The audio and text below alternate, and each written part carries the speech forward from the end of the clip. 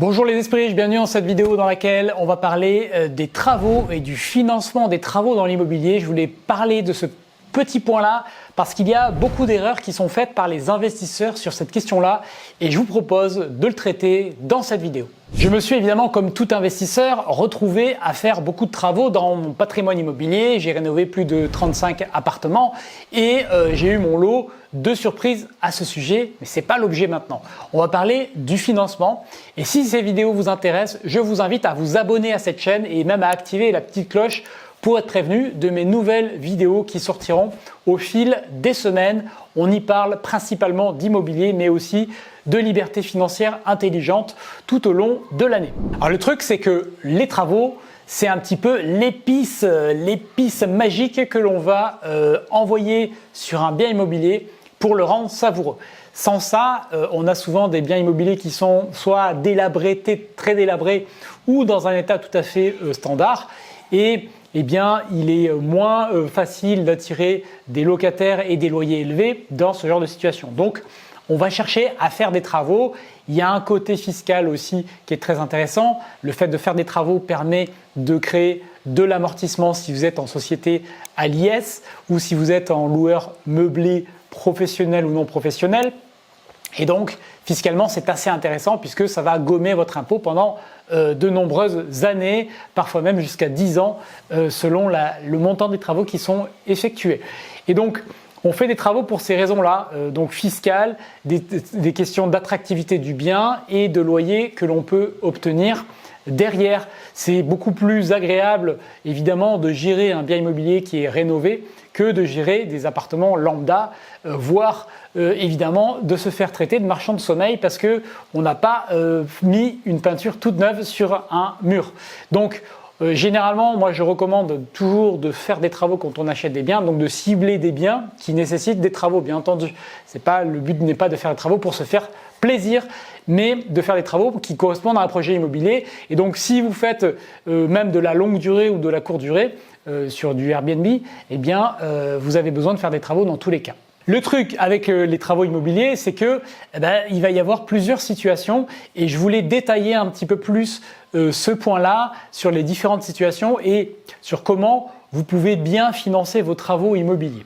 Alors déjà, la première situation, la plus commune, c'est vous achetez un bien et vous prévoyez des travaux au moment où vous achetez le bien. Ça, c'est la situation courante. Dans ces cas-là, le point de vigilance numéro 1, c'est évidemment d'avoir un devis le plus vite possible au moment où vous visitez le bien immobilier, au moment où vous signez le compromis. Idéalement, au moment où vous avez signé le compromis, vous avez déjà un devis d'artisan. Alors, vous n'aurez peut-être pas le meilleur devis, le plus optimisé, vous n'aurez peut-être pas un devis très détaillé, mais ce n'est pas grave. Le but, c'est d'arriver à avoir un devis pour, d'une part, vous rassurer et comprendre, avoir un premier repère sur le niveau et le prix des travaux qu'il faut faire. Et surtout, le plus important, c'est pour pouvoir aller derrière chercher un financement avec preuve à l'appui, un devis d'un professionnel. D'accord ? Après, dans un second temps, vous pourrez faire revenir d'autres artisans ou discuter avec l'artisan qui vous a fait le devis pour l'optimiser, retirer certaines choses, etc. Ça, vous pouvez le retravailler. Mais ça sera dans un second temps. Et ce n'est pas parce que vous avez fourni le devis A à la banque que vous devez choisir le devis A plus tard. Vous pouvez tout à fait changer d'entreprise en cours de route. Ça ne posera pas de problème à la banque pour débloquer la partie travaux une fois que vous aurez obtenu votre financement et que vous aurez signé l'acquisition de votre bien immobilier. D'accord ? C'est très important. Beaucoup de gens ne comprennent pas ce point-là. Donc, une fois que vous avez obtenu le devis, que vous l'avez présenté à la banque, vous montez votre dossier de financement. Ce qui va être très important ici aussi, c'est de négocier un différé adapté à votre projet et idéalement pour vous le plus long possible. Il y a un gros avantage au différé de remboursement. Donc le différé, qu'est-ce que c'est ? C'est le fait de décaler dans le temps le début du remboursement de votre prêt immobilier. Donc vous allez signer le bien le 1er juin et vous allez convenir avec la banque d'un différé de 2 ans, donc 1er juin 2024, et vous remboursez le bien, vous commencez à rembourser le bien le 1er juin 2026. Donc entre ces deux dates, il peut se passer plusieurs choses selon le type de différé, qu'il soit partiel ou total. Je ne vais pas rentrer dans les détails et dans les calculs. Ça, je l'ai fait pour ceux que ça intéresse, je vous en parlerai juste après. Mais vous pouvez négocier une période comme ça qui vous permet d'une part de réaliser vos travaux sans avoir la charge complète du remboursement du prêt immobilier puisque vous n'avez pas les loyers qui rentrent en face, et d'autre part, selon la durée du différé, de vous constituer un matelas de sécurité, puisque généralement les travaux, vous allez les terminer avant la fin du différé et donc profiter dans certains cas d'encaisser les loyers sans avoir encore le remboursement total du prêt qui a démarré. Et ça, c'est extrêmement intéressant. Il y a des précautions pour réussir ça, pour bien le faire. C'est des petites pépites que je vous révélerai plus tard, mais il y a des précautions pour bien le faire. Mais sachez que c'est une situation qui est extrêmement recherchée. Donc pour ça, il va falloir évidemment négocier, argumenter avec la banque. Vous pouvez obtenir jusqu'à 36 mois de différé. Les banques peuvent aller jusqu'à 36 mois de différé, 3 ans.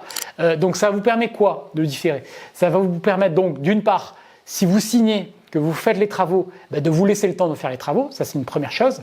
Mais ça peut aussi vous permettre, si vous signez que le bien n'est par exemple pas totalement libéré au moment où vous le signez, d'avoir le temps de libérer le bien immobilier avant de démarrer les travaux. Donc ça peut vous permettre d'acquérir du coup à des bons prix des biens sur lesquels il y a des problèmes parce qu'ils ne sont pas libérés, de les libérer, de prendre 6 mois, 1 an s'il faut pour libérer un bien, pour pouvoir après démarrer vos travaux et de rester dans le différé qui est prévu par la banque. Donc c'est très avantageux dans ce cas-là. L'autre grande situation, hormis l'acquisition que je viens d'évoquer, c'est lorsque vous vous retrouvez à avoir un bien qui est occupé. Donc vous l'achetez occupé, vous souhaitez faire des travaux, mais vous ne pouvez pas les faire tout de suite. Alors dans ces cas-là, la banque ne vous accordera probablement pas un différé puisque vous allez encaisser les loyers, le bien est occupé, il est loué, vous encaissez les loyers, mais vous voulez avoir une enveloppe travaux. Et là, ce que je vous recommande vraiment de faire dans ce deuxième cas, c'est pareil, d'avoir un devis et d'inclure une enveloppe travaux dans votre financement initial. Parce que le problème, si vous ne faites pas ça au moment du financement du bien, que vous retournez voir la banque, je ne sais pas, 2 ou 3 ans plus tard pour demander un prêt travaux, eh bien, vous n'aurez absolument pas les mêmes conditions. Vous aurez un prêt qui sera sur une durée beaucoup plus courte, en général entre 7 et 10 ans, et ce qui fait que l'échéance de remboursement du prêt travaux que vous aurez obtenu plus tard va être assez élevée et va venir gréver le cash flow de votre bien pendant toute la durée de remboursement. Donc c'est vraiment pas la situation idéale.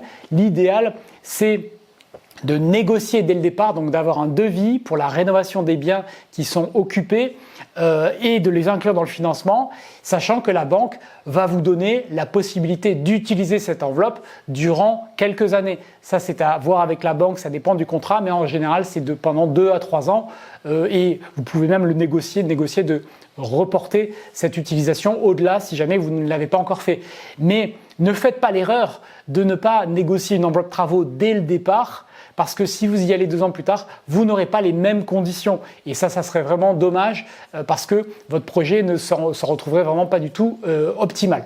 Alors qu'est-ce que vous pouvez faire si jamais vous êtes dans une situation où vous vous retrouvez à devoir faire des travaux mais que vous ne l'avez pas inclus au départ dans le prêt immobilier? Alors il y a plusieurs options, il y a le prêt travaux classique que j'ai évoqué, il y a le fait d'utiliser des crédits à la consommation, mais là les taux vont être plus élevés et les durées plus courtes, mais dans certains cas ça peut être adapté et ça peut être une solution.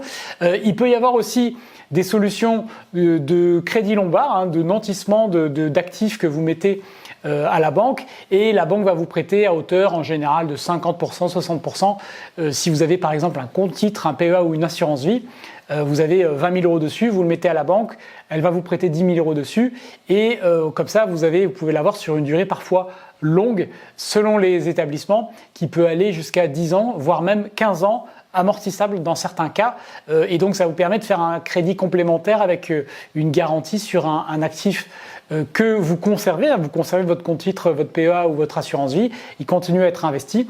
Voilà, il y a plein de détails derrière tout cela, mais ça peut être une des solutions qui existent. Et évidemment, la dernière des solutions, c'est de financer ça sur fonds propres. Donc l'idée, évidemment, c'est d'avoir bien acheté au départ votre bien immobilier pour qu'il soit rentable, qu'il génère de l'argent tous les mois pour pouvoir éventuellement payer des travaux que vous n'avez pas prévus, anticipés. C'est la dernière des solutions que vous pouvez mettre en place pour réussir votre projet immobilier. Alors, je vous mettrai en description de la vidéo un modèle de dossier bancaire que vous pouvez utiliser. C'est un modèle complet qui vous guide sur les rubriques que vous devez remplir quand vous cherchez un financement immobilier. Et évidemment, vous pouvez aller assez loin avec ce document-là. Et il y a des personnes qui ne seront pas en mesure de le remplir ou n'auront pas toutes les clés. Et pour ces personnes-là qui sentent un petit peu perdues, qui vont un petit peu avoir l'impression d'être face à un mur, face à ce document-là ou face à la recherche de financement bancaire, eh bien, je vous mettrai en description le lien vers un tout nouveau programme dans lequel je vous explique comment obtenir votre financement bancaire de A à Z. On va parler de la question du taux d'endettement, on va parler du taux d'usure, on va parler de toutes les optimisations à faire sur votre dossier, de comment la banque va analyser votre dossier, de tout ce que vous pouvez négocier sur un prêt immobilier, des banques qu'il faut aller voir, des interlocuteurs à privilégier. On remplira ensemble ce dossier bancaire. Je vous montre aussi plein d'exemples de prêts que j'ai obtenus. On les analyse ensemble. Je vous parle de montage de prêts. On va voir financièrement, on va faire des calculs pour voir la différence, est-ce que ça peut apporter, dans quel cas c'est adapté.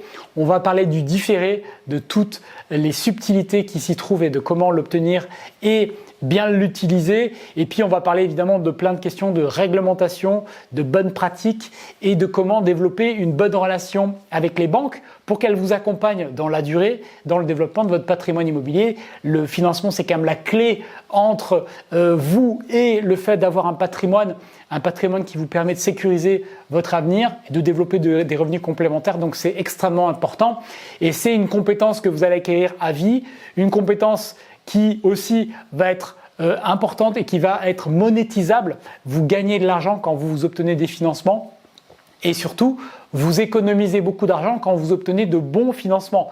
La différence entre un financement lambda pour un projet à 200 000 € et un financement optimisé, ça peut être entre 10 et 15 000 € d'économiser en intérêts économisés, en frais économisés à différents niveaux si vous faites bien les choses. Donc votre investissement dans ce programme sera largement récompensé dès votre premier investissement. Il n'y a pas à réfléchir, selon moi, c'est une évidence. Donc je vous mettrai le lien en description si ça vous intéresse. Il y a une offre au moment où vous voyez cette vidéo pendant encore quelques jours pour le lancement de ce programme. Ce sont les derniers jours du lancement, donc profitez-en.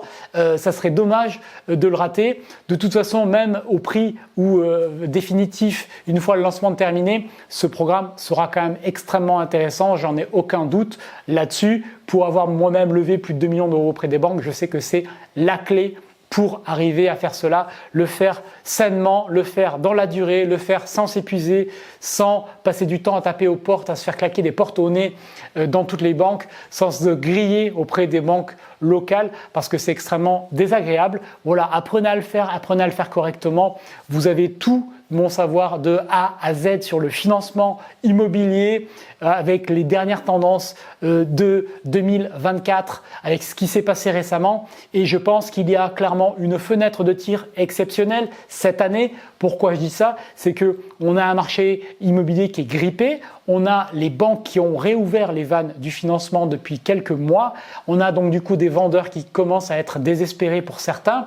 Donc on peut négocier. Il y a peu d'acheteurs. La plupart des acheteurs ont quitté le marché parce qu'ils ne sont pas assez professionnalisés, ils ne sont pas assez solides, ils n'ont pas assez de connaissances. Donc si vous arrivez avec les connaissances que vous allez apprendre dans ce programme sur le financement, vous allez pouvoir faire des beaux coups. Là, il y a pendant 6 mois, je pense, une très belle fenêtre de tir. Au bout d'un 6 mois, je pense que le marché aura compris que le financement est de retour. Les vendeurs seront peut-être un peu plus exigeants.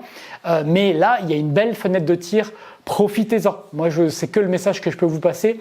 Profitez-en d'investir parce que là, les conditions sont très très bonnes. Les taux ont rebaissé. Ils vont probablement rebaisser d'ici le mois de juin. Donc, quand les taux vont baisser, la plupart des vendeurs vont le comprendre et donc seront moins ouverts à la négociation. Donc, si vous achetez quelque chose avant le mois de juin, avant le mois de juillet, à mon avis, vous avez une très bonne fenêtre de tir.